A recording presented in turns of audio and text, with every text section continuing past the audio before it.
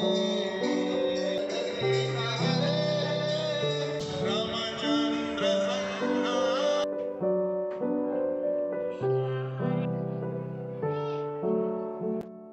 Everyone, আমার নতুন একটি ব্লগে তোমাদের অনেক অনেক ওয়েলকাম। আশা করি তোমরা খুব ভালো আছো, সুস্থ আছো, আর আমরাও খুব ভালো আছি। তো হোলির দিন সন্ধ্যাবেলা আমরা চলে এসেছিলাম ইস্কনে। আমাদের মেসানায় একটি ইস্কন রয়েছে। তো কোনো প্ল্যান ছিল না, হঠাৎ করেই ঠিক হলো। আমরা আর আমাদের সাথে আরেকটা দাদা বৌদিও একসাথে আমরা চলে এসেছি ইস্কনে। তো দোল উৎসব বলে তো ইস্কন তো ভীষণ সুন্দর সাজিয়েছে, সেটা দেখতেই পাচ্ছ, ভীষণ রঙিন লাগছে। আর আজকে দোল উৎসব বলে এখানে ভোগ প্রসাদও খাওয়াবে। তো এখানে আমরা প্রথমে এসেই আমার মেয়ে তো ওই ইস্কনের সামনে যে দোকান হয় না, সেই দোকানে চলো, কারণ খুব সুন্দর সুন্দর গোপালের জিনিস বা বাচ্চাদের পছন্দ হবে এরকম অনেক জিনিস বিক্রি হচ্ছিল। কিন্তু আগে এসেছি, আগে তো একটু ভগবানের দর্শন করবো, তা বলুন তারপর তো দেখবো এসব কিনবো। তাই চলুন আগে ভেতরে চলে যাওয়া যাক।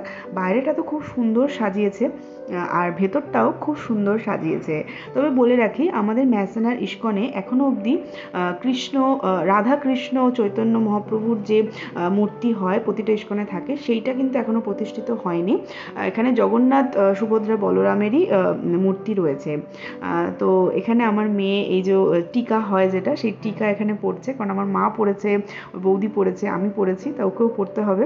বেশ ভালো লাগছে, সুন্দর লাগছে। তো পরে রোহানও পড়ে, তো ছেলেদের ওখানে পড়ানোর কেউ ছিল না বলে যে দাদাটা আমাদের সাথে এসেছে, রাজাদা, সেই দাদাই রোহানকে পড়িয়ে দেয়। দোল উৎসবের সাথে ইস্কনের একটা সম্পর্ক আছে। যে কোনো কৃষ্ণ যে মন্দিরগুলো হয় দোল উৎসবে হয়তো সুন্দর করে সাজিয়ে থাকে, কিন্তু ইস্কনের সঙ্গে পার্টিকুলার আমাদের একটা আলাদা সম্পর্ক এই কারণে রয়েছে, কারণ আমি বিয়ে হয়ে যাওয়ার পর যখন শিলচর গিয়েছিলাম, তো আমার ফেব্রুয়ারি মাসে গিয়েছিলাম এবং মার্চ মাসে দোল উৎসব ছিল।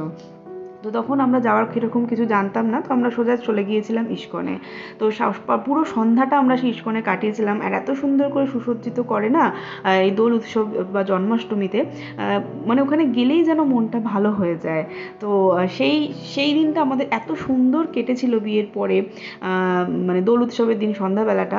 তারপরের এত বছর পরে আমরা আবার এরকম ইস্কনে সন্ধ্যাবেলা দোলের দিন এসছি, তো আমরা রিলেট করতে পারছিলাম বা মনটা খুব ভালো লাগছিল। কোথাও যেন একটা কানেকশন, একটা সংযোগ অনুভব হচ্ছিল। সত্যি কথা বলবে, এটা হয়তো বোঝাতে পারবো না, আমার রোহানের ভীষণ ভালো লাগছিল। তো এই যে এখানে ভগবদ্গীতা পাঠ হচ্ছিল, তো তার জন্য প্রচুর মানুষ রয়েছে। আমি একদম সামনে গিয়ে কোনো যেতে পারিনি, দূর থেকেই আমি নমস্কার করি বা দর্শন করি, একটু কিছুক্ষণ দাঁড়াই, কারণ বসার জায়গা সেরকম ছিল না। তারপর সোজা চলে আসি এই দোকানে, কারণ মেয়েটা ভীষণ বায়না করছে কিছু কিনে দাও। তো এখানে গোপালের বিভিন্ন কিউট জিনিস রয়েছে, তার মধ্যে এই ছাতাটা আমার খুব পছন্দ হয়েছিল। কিন্তু যেহেতু আমার গোপাল বড্ড ছোট, এত বড় ছাতা গোপালের জন্য কিনবো মানে খুব অড লাগতো দেখতে, তার জন্য ছাতাটা পছন্দ হলেও আমি কিনিনি। আর মেয়ে কিছু পেন, স্কেচ পেন, পেন্সিল কিনেছিল। আর আমরা কিনেছিলাম গোপালের জন্য যে বিছনাটা ছিল, সেই বিছনাটা একটু নোংরা হয়ে গিয়েছিল, তার জন্য একটা বিছনা, মশারি কাম বিছনা, আর জামা, কিছু গোপাল বসানোর বা ঠাকুর বসানোর যে রুমাল বা মানে কি বলবো আসন মতো হয়, সেগুলো কয়েকটা জিনিস কিনে নিয়েছিলাম। তো তারপর সোজা চলে এসেছি এই জায়গাটা। এই মন্দিরটার পাশেই এরকম একটা উদ্যান মতো রয়েছে, যেটাও খুব সুন্দর সাজিয়েছে এবং যেখানে স্ক্রিন লাগানো হয়েছে।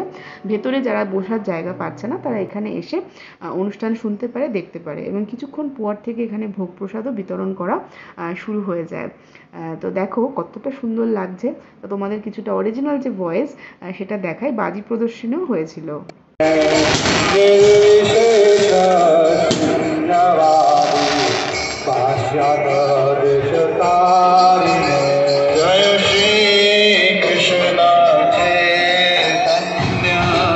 সবাই মিলে নিচে বসে প্রসাদ খাওয়ার মজাটাই কিন্তু আলাদা, তাই না বলুন?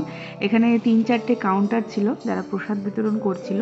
আর প্রসাদে ছিল সবই গুজরাটের ফেমাস খাবার, যেমন কারি, শ্রীখণ্ড, যেটা দইয়েরই মতো হয়, আর তার সাথে ছিল রোস্টেড মশালা পিনাট, আর ছিল একটা আলুর সবজি, যেটা আমার খুব টেস্টি লেগেছিল। আর তার সাথে অবশ্যই ছাঁচ, যেটা ছাড়া গুজরাটি খাবার কমপ্লিট হয় না।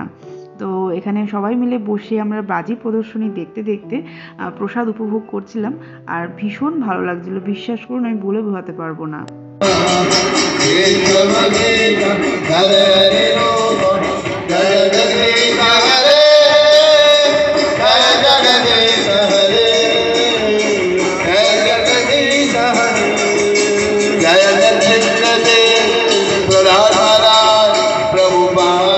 এতটা সুন্দর একটা সন্ধ্যাবেলা পাবো, মানে এটা হয়তো আমার গোপালেরই ইচ্ছা ছিল। খুব সুন্দর সময়টা আমরা কাটিয়েছি, যেটা খুব ভালো লাগছিল তার জন্য। তো আমরা প্রসাদ খাওয়ার পরে একটু বসে একটু গল্প করি, তারপর তো আমরা বাড়ির দিকে রওনা হই। তো ব্লগটা ভালো লাগলে লাইক করো, দেখা হবে নতুন একটি ব্লগে। থ্যাংক ইউ ফর ওয়াচিং, সবাইকে বলবো টাটা। शिवाजनी गौर भक्तवती की जय। श्री श्री राधा कांत गो गोपीनाथ श्याम कुंड राधा कुंड गिरि गोवर्धन की जय। श्री वृंदा